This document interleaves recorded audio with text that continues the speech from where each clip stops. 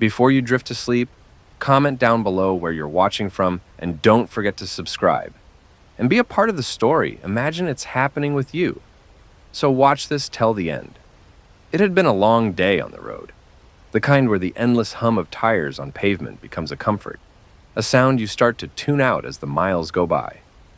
I wasn't in any particular rush, just a traveler passing through a quiet stretch of countryside. The sun had started to dip below the horizon, casting everything in shades of amber and violet when I spotted it. An old, faded sign that looked like it hadn't been touched in years. Welcome to Ashton. I had never heard of Ashton before, nor did I expect it to be on any modern map. It wasn't marked on my GPS either, but something about the town called to me, as if it was just waiting for someone to stumble upon it. And so, I did.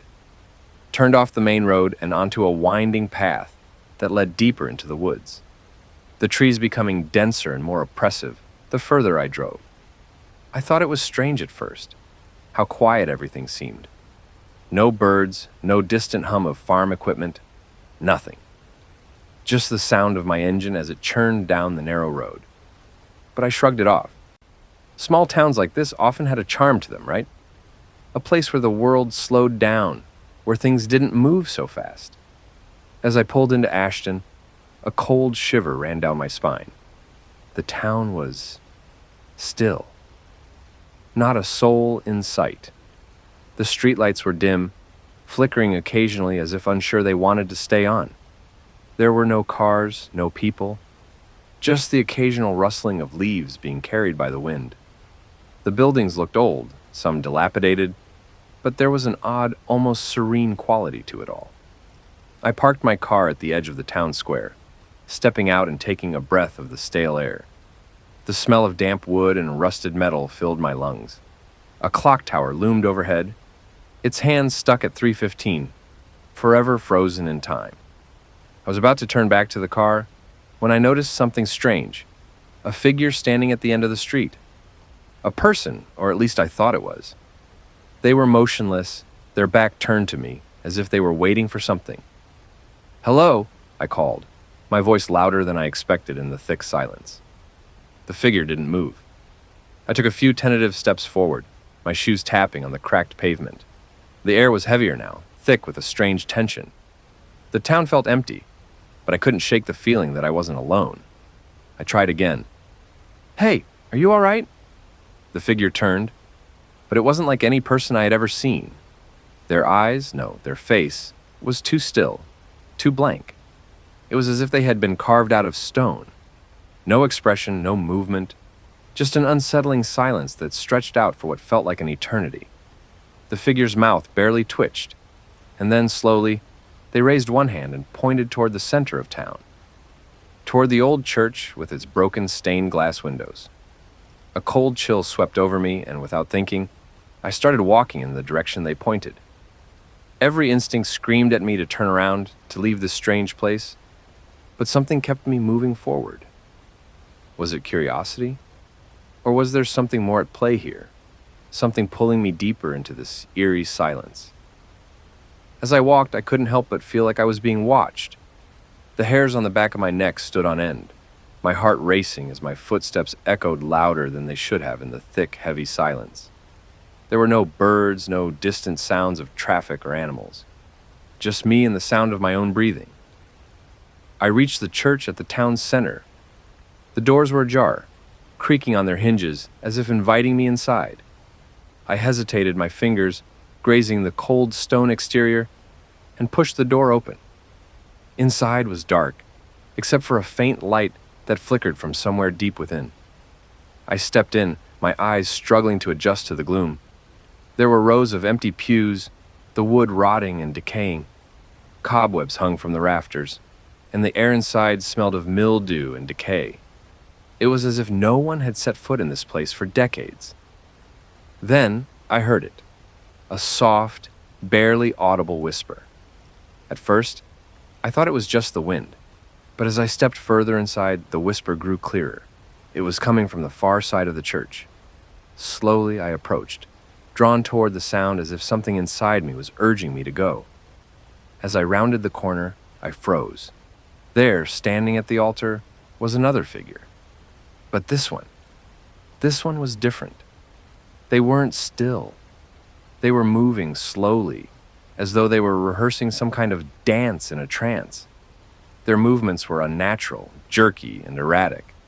But what really caught my attention was their face. It wasn't human. Not completely. The features were too sharp, too exaggerated, like someone had carved them from stone. Their eyes were wide open, hollow, black, and staring directly at me. I couldn't speak, couldn't move. My heart was pounding in my chest, and a cold sweat began to trickle down my back. Suddenly, the whisper grew louder, like a voice trying to break free from the depths of the church. It was no longer a whisper. It was a chorus of voices, all chanting in unison. The words were indistinguishable, but the tone was unmistakable. "You should not be here." The figure at the altar stopped moving, their head tilted to the side, as if considering me. Then, in a voice that was barely audible, they spoke, "Leave now, or you will never leave." Before I could react, the figure in the distance, the one that had pointed toward the church, appeared in the doorway. They were walking toward me now, their footsteps slow and deliberate. I didn't wait to see what happened next. I turned and ran. I didn't stop running. My heart pounded in my chest as I burst through the church doors and into the empty street. The air felt heavy, pressing down on me, making it harder to breathe with every step. I sprinted back toward my car, the sound of my feet pounding the cracked pavement echoing behind me, but there was no one there. No one chasing me, no footsteps. The streets remained eerily quiet. I reached my car, hands shaking as I fumbled for the keys in my pocket. The lights on my car blinked on, but it didn't feel like a relief. There was something wrong about this place. Something that made the hairs on the back of my neck prickle, made the world around me feel off-center. I threw the keys into the ignition and slammed my foot down on the gas. The car roared to life and sped down the main road, but as I reached the outskirts of town, I noticed something strange. The road, it didn't look right. It should have curved back toward the highway, but instead it seemed to stretch on endlessly, winding through the woods in a direction I hadn't seen before. I swerved the wheel, trying to get back on track, but no matter how hard I tried, the road wouldn't change. It was as if the town had somehow shifted. The streets had become a maze, looping back on themselves, twisting and turning in impossible ways. I was going in circles, passing the same rusted street signs and broken houses over and over again. I slammed my hand against the steering wheel in frustration. There was no way out. No matter which direction I drove, I always ended up in the same place, the heart of Ashton, the dead center of the town, where nothing moved, nothing made a sound. I pulled over to the side of the road, my breath coming in short gasps. What the hell was going on?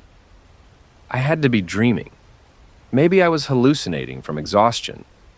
But deep down, I knew that wasn't the case. The feeling of being watched was too real. The silence too heavy. I grabbed my phone, but of course there was no signal. The screen flickered in my hands, and I could hear the hum of static, as if something was interfering with the connection. I dialed emergency services just to have something, anything, give me reassurance. But the call wouldn't go through. It was as if the town was somehow blocking me, trapping me in this impossible loop. Panic set in.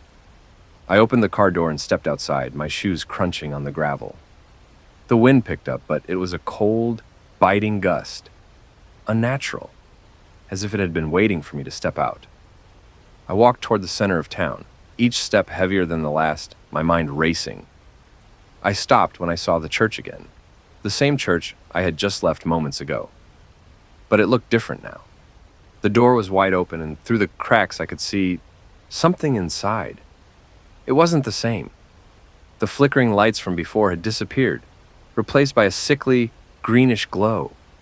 The town seemed to breathe around me, the air thick with something ancient, something that didn't belong. I couldn't shake the feeling that the town itself was alive, watching, waiting. I turned away from the church, determined to find another way out. That's when I saw them again. Figures standing at the edge of the square, motionless, as if waiting for me. Their faces were blank, expressionless, like mannequins in the dark, and yet I could feel them staring at me. They didn't move. They just stood there, unmoving, unblinking. I tried to walk past them, my footsteps echoing in the eerie silence. But as I moved, the figures seemed to shift, as if they were following my every move. Their eyes locked on me, but their heads never turned. They didn't need to. And then I heard it. A voice, a low whisper, but clear enough to understand. "You shouldn't have come." I froze, my heart stopping for a beat. The voice wasn't coming from any of the figures. It wasn't coming from anyone at all. It seemed to come from the town itself. The ground beneath me seemed to pulse, as if the town had its own heartbeat. The air grew thick, heavy with something I couldn't quite understand. A weight settled on my chest, as though something was pressing down on me. The world seemed to blur, the edges of the buildings warping, like I was seeing them through water. I spun around, desperate for a way out. But then I saw something that made my stomach drop.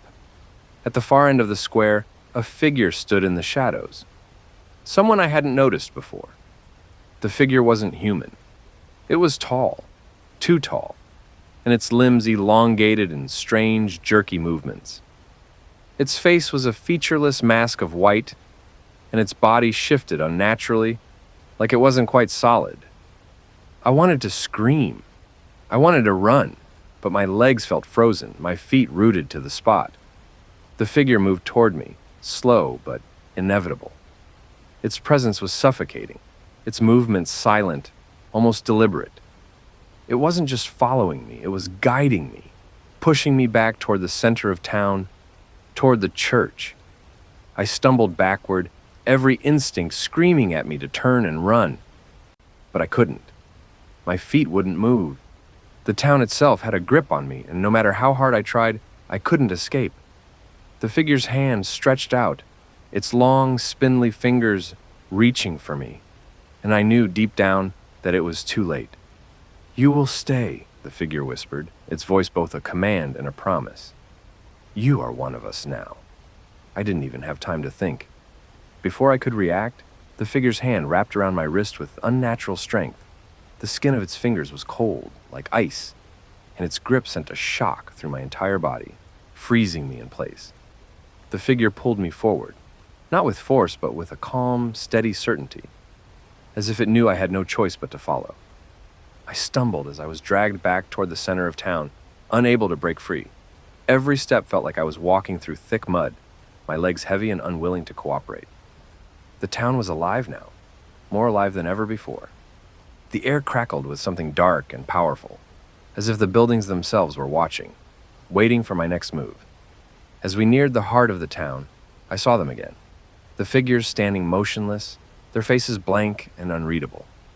Their eyes were locked on me as I was dragged past them, and I could feel the weight of their gaze, like invisible hands pressing down on my chest. I wanted to scream, to fight back, but my voice caught in my throat, strangled by the overwhelming silence. The church loomed ahead, its doors wide open, as if it had been expecting me all along. The sickly greenish glow from inside seemed to pulse with a life of its own, casting strange shadows across the cracked cobblestone streets. The figure didn't hesitate. It pulled me toward the entrance, and I was powerless to resist. Inside, the air was colder than ever. The scent of decay and rot filled my nostrils, and the silence was suffocating, pressing in on all sides. I could feel the presence of something ancient, something malevolent, lurking in the shadows.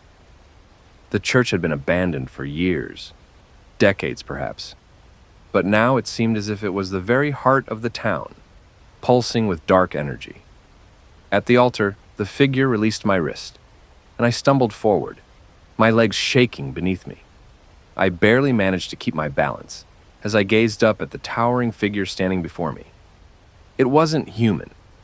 The figure was tall, impossibly tall, its body covered in dark robes that seemed to merge with the shadows around it. Its face was a smooth, featureless mask, pale and expressionless. But its eyes were black holes, absorbing all light, all color, all life. When it spoke, its voice was like 1,000 whispers, all overlapping and indistinguishable, yet perfectly clear. "You have entered the town," it intoned, its voice reverberating in the empty space. "And now you are part of it. You cannot leave." I wanted to scream, but no sound escaped my lips. I couldn't breathe. The walls of the church seemed to close in on me, the shadows growing longer, darker. The figure took a step forward, and the air around me grew colder still. "The town is alive," it continued, its voice like the wind howling through the trees. "It feeds on the souls of the lost, the curious. And now, you will join us. You will never leave." I could feel the weight of its words sinking into my bones, settling in the pit of my stomach like a stone.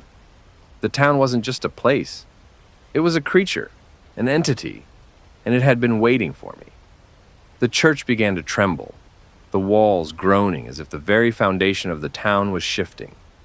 The air was thick with the scent of earth and decay, and I could hear something moving in the shadows, something large, something that shouldn't be there. My heart raced, my mind screaming for an escape, but there was nowhere to go. I turned toward the exit, but it was gone. The door I had entered through was no longer visible. The entire church had closed in around me, sealing me in with the figure, the darkness, and the weight of the town's presence. The figure raised its hand, and the air shimmered around me. I could feel it, a presence not of this world, filling the space with its unnatural energy. I could see the faces of the lost, the souls who had come before me, trapped within the walls of the church. Their eyes were wide with terror, their mouths open in silent screams. They were stuck here, trapped in the same fate that awaited me. "You will stay," the figure said again, its voice like a distant echo. "You will be part of the town, just like the others, forever." The ground beneath me began to shift, as if the very earth had come alive. The walls of the church began to distort, warping in unnatural angles. I stumbled back, unable to comprehend what was happening. I could feel myself being pulled toward the center of the room, as if the town itself was drawing me in, claiming me. I looked around, desperate for any sign of escape, but there was nothing. No doors, no windows, no way out. The figure was right. I couldn't leave. The town had me. And then, as if a switch had been flipped, the room went silent. The tremors stopped. The air stilled. I was standing alone in the center of the church, surrounded by darkness, but the silence wasn't comforting. It was suffocating. I turned slowly, my eyes scanning the room, looking for any sign of movement. The town had claimed me, and now I was one of them. And as I looked into the empty, staring eyes of the souls trapped around me, I realized that I would never leave. Ashton was not just a town, it was a prison. And now, I was its newest inhabitant. I stood there in the center of the church, the oppressive silence swallowing everything around me. The walls, once made of stone, now seemed to pulse with a life of their own. The shadows were thicker, deeper, swirling like smoke, wrapping around my body, creeping into my thoughts. I couldn't escape it. I couldn't escape the truth that was sinking in. The one thing I had been trying to deny all along. The town of Ashton wasn't just some sleepy little place. It wasn't abandoned or empty. It was alive. As I turned in place, I caught glimpses of faces. Faces that weren't really there, but felt like they were. They flickered in and out of existence, trapped in the walls, in the air, their eyes hollow and desperate. I heard them whispering, murmuring in languages I couldn't understand, their voices too soft, too distant. I reached out, but they vanished before my fingers could touch them. But then, something shifted. The floor beneath me groaned as if it were stretching, shifting. I stepped back, my heart pounding. Something was coming. I could feel it in the air. The same suffocating energy that had surrounded me from the moment I arrived. The figure. The one with the mask of blank white porcelain stepped forward. It didn't move like a person. Its limbs were jerky, disjointed, like a puppet being controlled by invisible strings. Its head tilted slightly to one side as it observed me with those black, empty eyes. "You still don't understand, do you?" Its voice was a chorus of whispers, low and haunting. "This town, this place, it exists in between. It exists on the edge of reality, and the boundary is fragile. Those who wander too far, those who don't belong, are brought here." I swallowed hard, trying to keep my composure. I tried to speak, but my voice failed me. What could I say? What could I possibly say to make sense of this nightmare? "You were never meant to leave," the figure continued. "None of us are. The town has no beginning and no end. It loops, it shifts, and it waits. Those who enter like you become part of it. Forever." The air around me grew heavier, thicker, the oppressive weight of the town pressing down on me. I felt my chest tightening, as if the town itself was suffocating me. I gasped for breath, but the air was too thin. My vision blurred, and I staggered back, my feet dragging on the uneven floor. It felt like I was sinking into the ground itself. I couldn't escape. I couldn't fight it.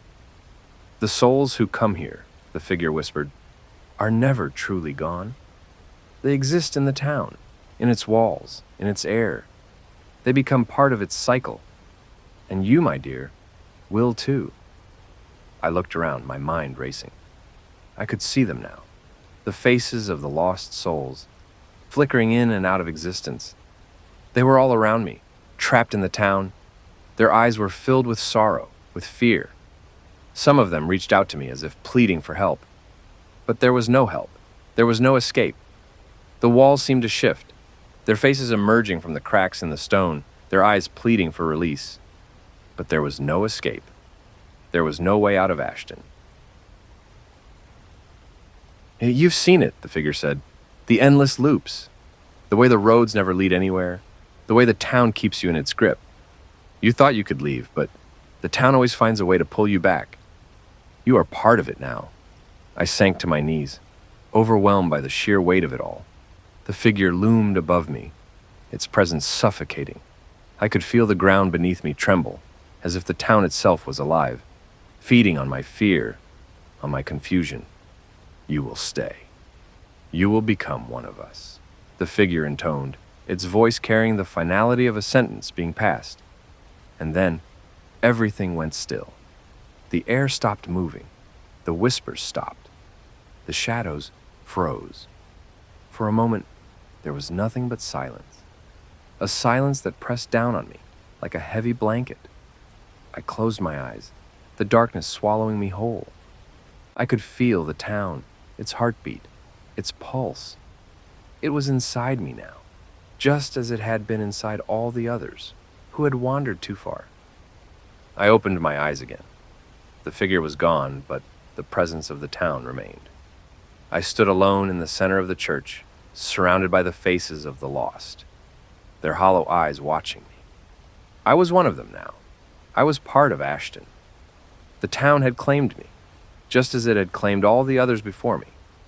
And I would never leave. "I'm not part of this place," I whispered again. But this time, it felt different. "I'm free. Anyways, the story ends here, and comment me how it's feel, and I will see you in the next one. Thanks for watching."